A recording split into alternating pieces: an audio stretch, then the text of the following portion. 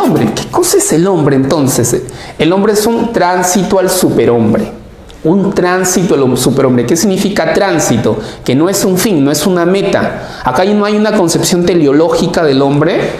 El hombre es un puente, el hombre no es un fin. ¿Ok? Aquí está el hombre como puente. Digamos, su antepasado fue un antepasado, digamos, podemos decir, entre comillas, Nietzsche hace una burla, una sátira. Dice, bueno, si el hombre evolucionó del mono y el hombre se burla del mono, se avergüenza de su antecesor, pues el superhombre también se avergonzará del hombre, dice. Ahora, entonces, esta idea de superhombre es sumamente importante en el pensamiento de Nietzsche, en su filosofía. ¿Qué quiere decir? Profesor, está hablando de alguien que tiene superpoderes, que puede volar, que nunca muere, que... No, para nada está hablando de eso. El superhombre en realidad es más bien una simbología, es un símbolo, es una representación de algo.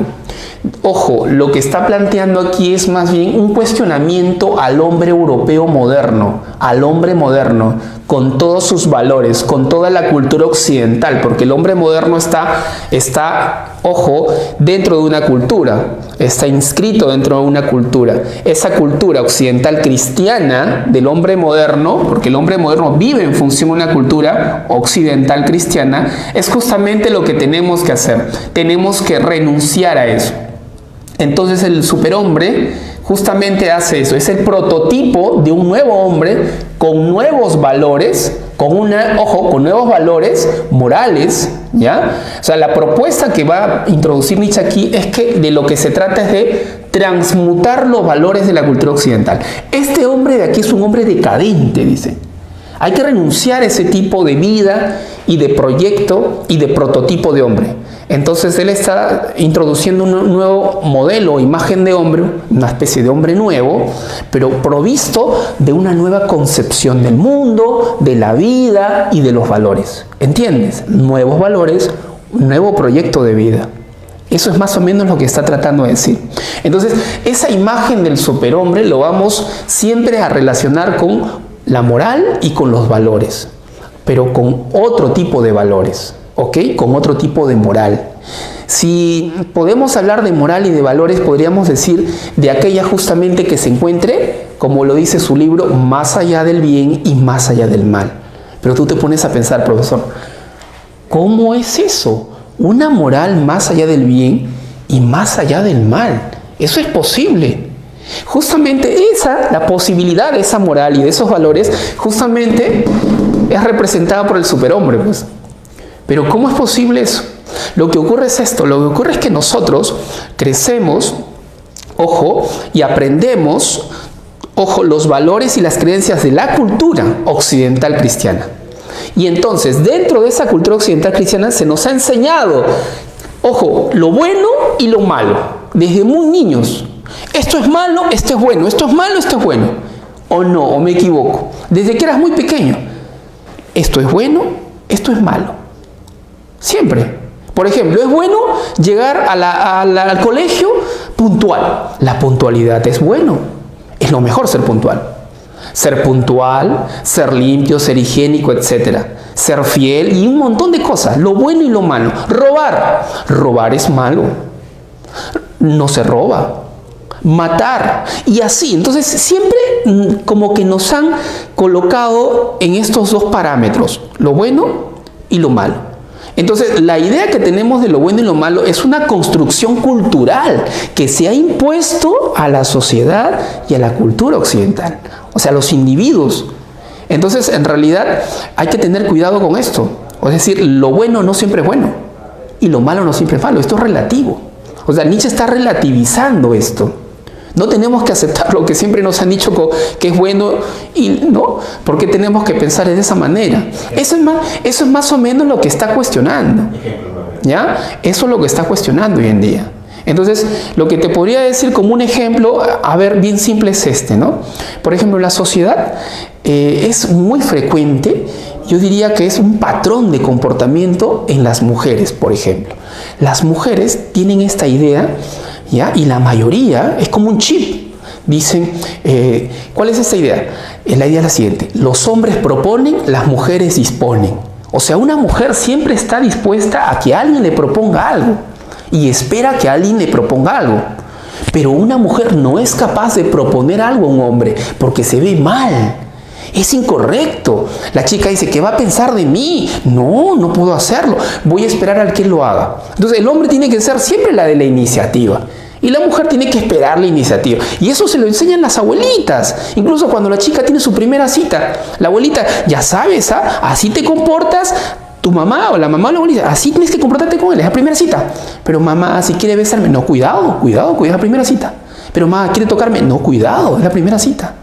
Entonces hay ciertos parámetros culturales sobre los cuales nos hemos formado, nos hemos educado. Y a eso se refiere él. Por eso es que la moral tiene que ir más allá de esos patrones, más allá del bien y más allá del mal. Recuerda, es una construcción cultural. Ahí lo que más bien sugiere Nietzsche, no lo dice, lo sugiere, y eso también es una idea interesante. Lo que sugiere es que hagamos, ¿sabes qué cosa? Una deconstrucción. Una deconstrucción quiere decir tirarte abajo todo eso. Tirarte abajo toda esa construcción, ese edificio cultural. Y buscar otras perspectivas en la vida. Eso más o menos lo que está sugiriendo. Ahora, entonces, eso está asociado al superhombre, ¿ya? Y también tenemos aquí algo muy importante, la metáfora de las transformaciones. Esta metáfora está en el libro Así habló Zaratustra, en un capítulo. La metáfora de estas transformaciones está asociada a la idea del espíritu, y él dice que el espíritu de algún modo se manifiesta en estas tres figuras: el camello, el león y el niño. Y esto es importantísimo. ¿Ya? El camello, el león y el niño. El camello se refiere a un ser que carga y que arrastra una vida, digamos, difícil, ¿ya? Una vida difícil, y tiene que ver con una especie de antecedente evolutivo, algo así, como un antepasado al ser humano. El león es ya el adulto maduro, vendría a representar al hombre normal, al hombre moderno europeo. Y este podría ser una especie de antecedente a ese hombre. Son como los vestigios del ser humano, pero tiene que ver con el hombre moderno occidental y la cultura occidental. Pero aquí hay una especie de ruptura. La pregunta sería, ¿qué tiene que ver un niño en estas tres metáforas, ¿no? Camello, león y niño. El niño es importantísimo y es clave. ¿Cómo se interpreta la figura del niño? La figura del niño está representada, ¿sabes por qué? Por la inocencia, en una sola palabra. Inocencia. ¿Qué diferencia a un adulto de un niño? Simple. El adulto, por ser adulto, ya perdió la inocencia. ¿Pero en qué sentido, profesor? En el sentido que ha acumulado experiencia. La vida le ha enseñado. Y en ese cúmulo de experiencias, ¿qué ha pasado con él? Él ha fracasado, ha tenido decepciones amorosas, etc. Se ha equivocado un montón de veces. Incluso se ha corrompido, se ha pervertido. La sociedad lo corrompe, lo pervierte. ¿Te acuerdas o no? ¿Quién decía eso? Paulcito, ¿te acuerdas de este filósofo ginebrino que decía, el hombre nace bueno, la sociedad lo corrompe? Rousseau, él decía eso. Entonces, de algún modo, este hombre adulto ya está pues contaminado por la cultura occidental. Pero el niño no está contaminado. El niño, si tú te das cuenta, el niño es inocente. El niño recién está aprendiendo. Es inocente. Entonces, el niño, al ser inocente, eso es clave. ¿Por qué? Porque lo que estamos diciendo es que el hombre moderno ya está contaminado. ¿Entiendes? El hombre moderno occidental cristiano, con esa cultura, se ha contaminado. Vive una vida decadente. Si queremos reemplazar al hombre, si queremos cambiar los valores, tenemos que empezar de nuevo. Pero vamos a empezar de nuevo, ¿cómo? Ya no lo vamos a hacer con el hombre actual, porque este está decadente. Tenemos que apostar por un nuevo comienzo. Y ese nuevo comienzo justamente es con un niño, pues. Es decir, está en el niño de algún modo, algo así, entre comillas. No digo que Nietzsche haya dicho esto, es una interpretación. Es algo así como el nuevo comienzo de la humanidad. Es algo así como la esperanza que tiene la humanidad está en los niños. No en los adultos, ni siquiera en los jóvenes, sino en los niños. Porque los niños no tienen aún, ojo, mira, no tienen aún instalado la idea de lo bueno y lo malo. Un niño aún no discierne entre lo bueno y lo malo. Recién lo está aprendiendo. Recién está aprendiendo qué es lo bueno y qué es lo malo. Es decir, el niño, en términos morales, el niño estaría más allá del bien y más allá del mal, pues. Porque el niño aún no está parametrado en estos conceptos, en estas ideas. ¿Entiendes? Entonces, Nietzsche más o menos apela a esta imagen, a esta figura del niño, como el nuevo comienzo de la humanidad. De una especie de, ojo, y con él, claro, con él, los nuevos valores podrían transmutarse, o sea, estos ingresarían y reemplazarían a los anteriores. Más o menos por ahí va la idea, ¿ok? El espíritu, te lo comenté cuando hablamos de su libro sobre el arte, el origen de la tragedia. El espíritu tiene que ver con el arte, cómo se manifiesta, y hay dos tipos de espíritu, apolíneo y dionisíaco. Apolo representa la razón, ¿ya? La razón representa la armonía, representa el orden, representa las leyes, representa la civilización, representa el orden. Y en términos artísticos representa la escultura, es decir, el arte plástico, ¿ya? Donde está la armonía, la forma. En cambio, Dionisios, o lo dionisíaco, representa la pasión, la sinrazón, representa la pasión, los sentimientos, las emociones, representa en términos artísticos, la música, la naturaleza, el éxtasis, ¿ya? Entonces hay una especie de tensión, de conflicto entre los espíritus, ¿ya? Que al final de algún modo se complementan. Esa es la idea, ¿ok? Aquí. Bien. Y también aquí tenemos la concepción que él va a plantear acerca de la moral. Él va a establecer dos tipos de moral, la moral del amo y la moral del esclavo. La moral del amo se caracteriza por ser aquella moral del más fuerte, del hombre que impone a otro hombre su voluntad de poder. Lo que él quiere hacer, se lo impone a otro. Esa es la moral del amo. Entonces, esta moral del amo tiene que ver con aspectos psicológicos, con el carácter, con el temperamento. Entonces, es aquel que se impone a otro, ¿entiendes? Se impone a otro por su fuerza, por su voluntad.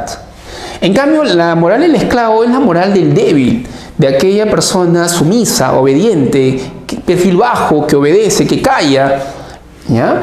Es la moral, dice Nietzsche, de la compasión. Y recuerda, la compasión es un valor moral cristiano. O sea, lo que el cristianismo ha enseñado y ha predicado y sigue predicando es el valor de la compasión. Pero si tú practicas la compasión, tú no eres el más fuerte, tú eres débil. Los débiles viven en la compasión y de la compasión. Eso es lo que él dice, así es. La compasión te hace débil, no te compadezcas del otro. Nietzsche no está defendiéndola, por el contrario, la compasión te debilita, te hace débil y te hace frágil. Y eso tiene que ver con el cristianismo. Esta es la moral de los aristócratas, esta es la moral de los pobres, ¿ya? De los arruinados. Bien, entonces hay una contraposición entre la moral del amo y la moral del esclavo. Obviamente que la moral del amo está asociada a la figura del superhombre, ¿ok? Y también está asociada al espíritu dionisiaco. Eso sí, hay esa asociación, esa relación. El eterno retorno tiene que ver con el tiempo, tiene que ver con la concepción del tiempo. Esta concepción es griega. Él retoma la concepción griega del tiempo cíclico. El tiempo cíclico de los griegos, el famoso mito del eterno retorno. Es decir, los eventos, los sucesos, los acontecimientos en la historia vuelven a suceder. ¿Ok? Entonces hay una forma gráfica de decir esto, ¿no? Si este es el punto, el comienzo, entonces hay un despliegue en el tiempo, pero luego regresamos otra vez a este punto, hay otra vez el despliegue y regresamos a este punto, y un despliegue, regresamos a este punto, un despliegue en el tiempo y regresamos aquí. El mito del eterno retorno. Entonces, esto implica una crítica, esto conduce justamente a una crítica a la idea de progreso, es decir, a la concepción lineal del tiempo, o si quieres a la concepción escalonada, que se grafica de manera escalonada en la concepción de Comte, ¿ya? Que tenían una concepción lineal del tiempo, el tiempo se despliega de manera lineal, ¿ya? O de manera escalonada, ¿no? ¿Te acuerdas? En Comte, teológico, metafísico, positivo, pero estamos hablando de progreso siempre. O si quieres en la figura de la espiral, en la concepción hegeliana o en la concepción marxiana, pero están hablando de progreso. Nietzsche no te va a plantear ese tipo de ideas, ¿ya? Sino que está hablando de retornar otra vez a este principio. Por último, la idea de Dios ha muerto, la frase que te comentaba. ¿Cuál es la interpretación, digamos, correcta de esta frase o que de al menos se ajuste a la frase y al pensamiento de Nietzsche? Vuelvo a aclarar, no es una propuesta de ateísmo. Cuando dice que Dios ha muerto, lo que está tratando de decir es lo siguiente. Dios, a lo largo de la tradición, en la época moderna, la tradición filosófica, incluso en la antigüedad, Dios siempre ha sido, ojo, escúchame, siempre ha sido un elemento, un objeto, un ente metafísico. O sea, cuando se habla de Dios, se está hablando de metafísica. ¿Ok? Entonces, siempre que se hable de Dios, en el lenguaje filosófico, los debates, se está hablando de metafísica. En realidad, cuando dice Dios ha muerto, lo que está diciendo es la metafísica ha muerto. Quien creó la metafísica fue Platón. Vamos a declarar la muerte a la metafísica. Entonces, es una especie de renuncia a la metafísica, pero ¿en qué sentido? En el sentido de que Dios, al ser, ojo, representar o ser un ente metafísico, Dios se convertiría, ¿sabes en qué? En esto, mira, Dios es aquello que le da sentido a todo, es el fundamento de todo, el fundamento de todo, ojo, de toda la cultura, de toda la vida. Es decir, las personas, escúchame, le dan sentido al mundo y a la realidad de sus vidas a partir de la creencia en Dios. Entonces, Dios estaría jugando un rol importante porque es el fundamento, es el soporte, el pivote, el punto de apoyo de toda la cultura occidental. Por eso se llama cultura occidental cristiana. Algunos lo denominan así, en la forma correcta. Entonces, Dios ha jugado ese rol de origen, de fundamento, de soporte, pivote de la cultura occidental. Entonces, Nietzsche lo que está diciendo es, hay que renunciar a esa idea, al fundamento, ¿ya? Ojo, al fundamento metafísico de la cultura occidental, como Dios, como fundamento, como origen, ¿entiendes? Entonces, esa renuncia a Dios, a la metafísica, tiene consecuencias, por supuesto. Hay una renuncia, esta renuncia trae consigo, implica una renuncia ¿a qué? A los valores morales absolutos. El tema de los valores, escúchame bien, en Nietzsche es central. Los valores morales es un tema central. Algunos sostienen, por ejemplo, en este aspecto, de que Nietzsche y Marx tendrían semejanza, tendrían aires de familia. Pero, profesor, ¿en qué se podrían parecer Nietzsche y Marx? En esto, mira. Marx, de algún modo, lo que está planteando es una revolución, ¿cierto? Un cambio de la sociedad, un cambio social. Nietzsche también estaría planteando una revolución. Pero, profesor, ¿una revolución? Sí, pero en el ámbito de los valores, en el ámbito de la moral, no en el ámbito político, económico, social, sino en el ámbito axiológico y en el ámbito ético. Claro, justamente ahí viene esta idea de la renuncia a esos valores absolutos, universales, homogéneos para toda sociedad. Regirse por esos, como te decía, esta idea de la moral, de lo bueno, del bien y el mal, es justamente instalarse en la cultura occidental, ¿ok? Europea, occidental, cristiana. Entonces, con la caída, con la muerte de Dios o de la metafísica, ya no hay fundamento. Si no hay fundamento, si no hay origen, entonces si tú le quitas algo, la base, si le quitas la base, se desploma, se cae. Esa es justamente la idea, dejarlo sin base, sin soporte, ¿entiendes? Entonces, negamos esto, todo se desploma. Y eso es justamente la renuncia a los valores morales absolutos y a las verdades, ojo, a las verdades absolutas en general. Entonces, esto da pie a pensar en ¿qué? En un relativismo. Algunos consideran que su pensamiento está de algún modo cercano al relativismo, al nihilismo, lo han interpretado también de esa manera. Nihilismo, relativismo, escepticismo. Entonces está asociado justamente a esa crítica a la metafísica, que es una crítica radical. Y eso es en gran parte lo que los postmodernos han hecho justamente con el pensamiento de Nietzsche. sea, se han servido de Nietzsche para criticar el proyecto moderno y renunciar al proyecto moderno, porque eso es justamente lo que significa posmoderno. Posmoderno, el prefijo pos, no significa superación de la modernidad, significa renuncia a la modernidad. O sea, significa incredulidad, ya no creemos en el proyecto, en el pensamiento moderno. ¿Entiendes? Es por eso que Nietzsche juega un papel muy importante para estas nuevas corrientes filosóficas.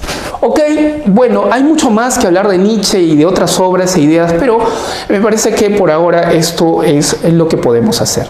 Gracias.